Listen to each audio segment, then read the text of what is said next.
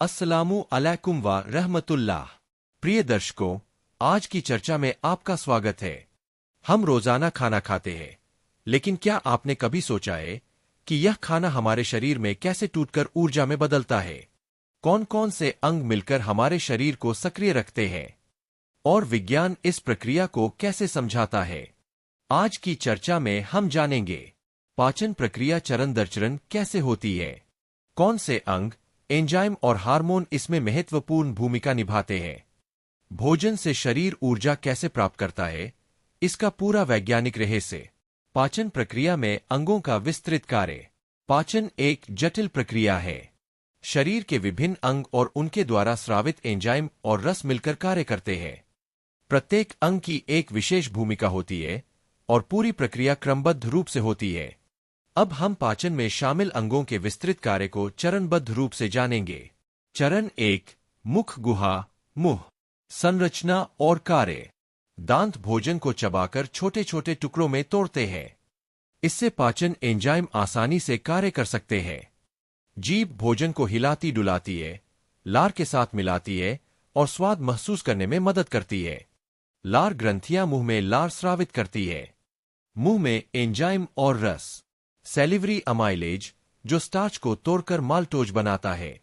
Mucin, जो भोजन को गीला करके नरम करता है। परिणाम, कार्बोहाइड्रेट का पाचन मुंह में ही शुरू हो जाता है। चरण दो, गला और भोजन नली। भोजन मुंह से गले और फिर भोजन नली में प्रवेश करता है। यहां पेरिस्टालसिस नामक लहर जैसी संकुचन प्रक्रिया होती है, जो भोजन को पेट की ओर धकेलती है। परिणाम, यहां कोई रासायनिक पाचन नहीं होता। भोजन केवल यांत्रिक रूप से पेट में पहुंचता है। चरण तीन, पेट। संरचना और कार्य। पेट में गैस्ट्रिक जूस स्रावित होता है। भोजन पेट में जमा होकर अर्धतरल रूप में बदल जाता है। पेट में एंजाइम और रस।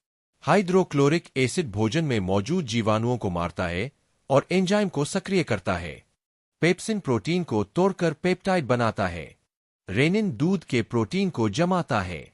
लिपेज नामक एंजाइम वसा का आंशिक पाचन करता है। परिणाम, प्रोटीन पाचन शुरू होता है। चरण चार, छोटी आंत।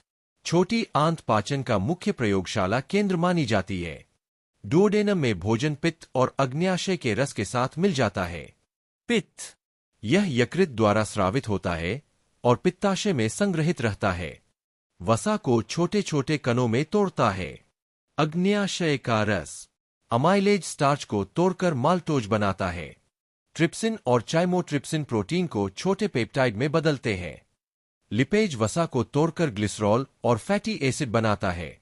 न्यूक्लिएज डीएनए और आरएनए को न्यूक्लियोटाइड में बदलता है।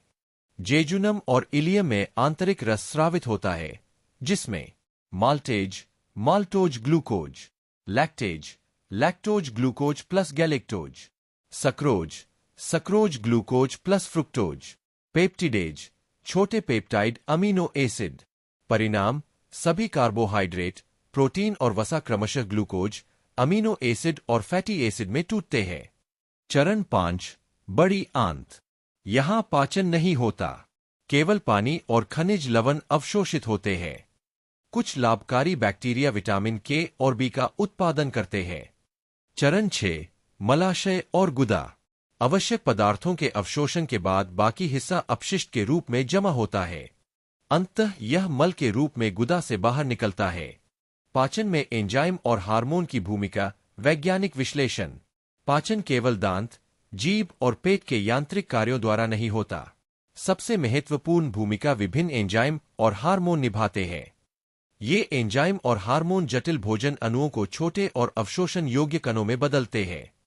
ये आवश्यक अंगों को पाचन प्रक्रिया में सक्रिय रखते हैं। एंजाइम। एंजाइम प्रोटीन आधारित जैविक उत्प्रेरक होते हैं। ये रासायनिक क्रियाओं को तेज करते हैं। प्रत्येक एंजाइम विशेष खाद्य घटक पर कार्य करता है। मुंह के enzyme. Salivary amylase, starch maltose, carbohydrate पाचन मुंह में शुरू। लाइसोजाइम, बैक्टीरिया को मारता है और मुंह को साफ रखता है। पेट के एंजाइम। पेप्सिन, प्रोटीन पेप्टाइड, अम्लीय वातावरण में सक्रिय। रेनिन, दूध प्रोटीन जमाता है, शिशुओं में महत्वपूर्ण।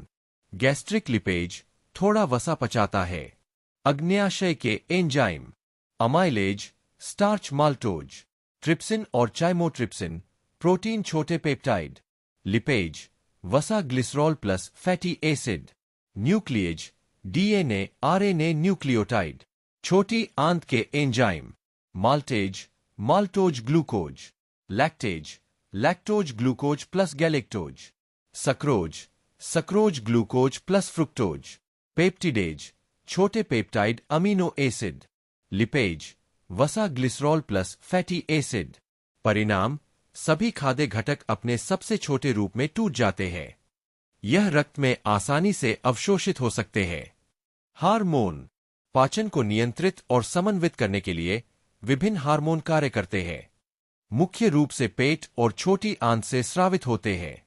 गैस्ट्रिन, पेट से स्रावित हाइड्रोक्लोरिक एसिड और पेप्सिनोजेन का स्राव बढ़ाता है। प्रोटीन पाचन को आसान बनाता है।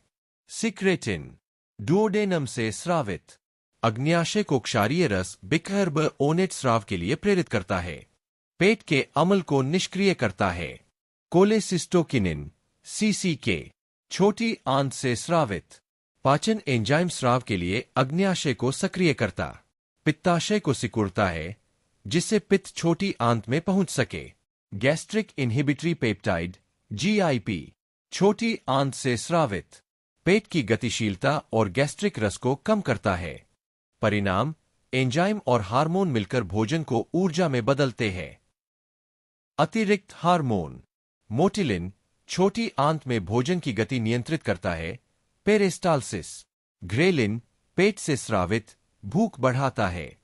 लेप्टिन, वसा कोशिकाओं से स्रावित मस्तिष्क को ऊर्जा भंडारण की जानकारी देता है और भूख कम करता है।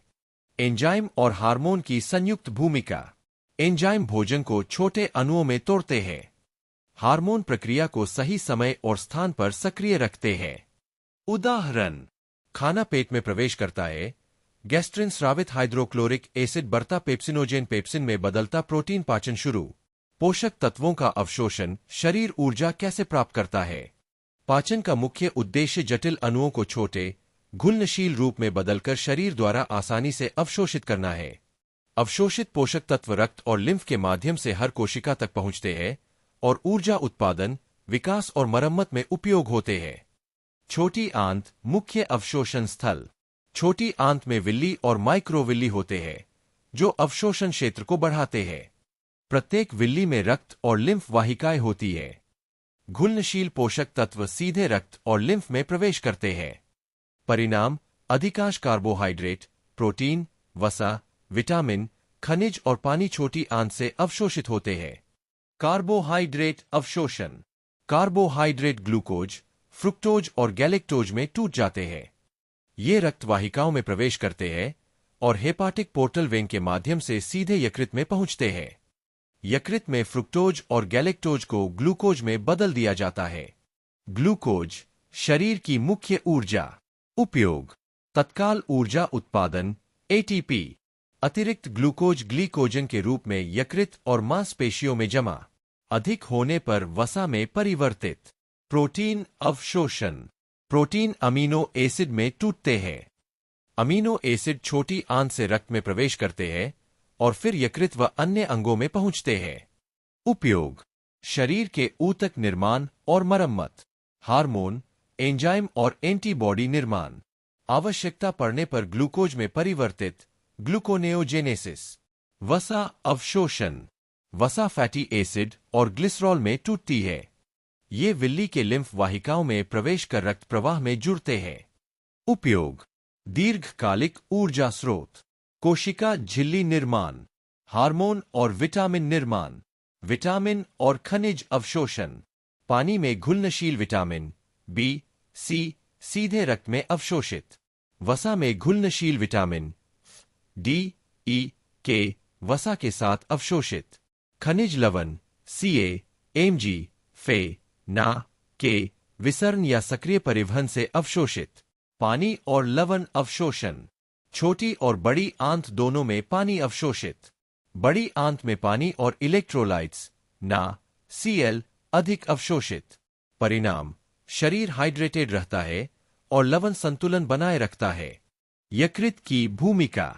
यकृत अवशोषित पोषक तत्वों का पहला नियंत्रण केंद्र। ग्लूकोज को ग्लीकोजन के रूप में संग्रहित अतिरिक्त अमीनो एसिड को यूरिया में बदलता है। वसा और विटामिन संग्रहित। ऊर्जा उत्पादन। अवशोषित पोषक तत्व कोशिकाओं में प्रवेश कर सेल्यूलर रेस्पिरेशन द्वारा ऊर्जा उत्पन्न करते हैं।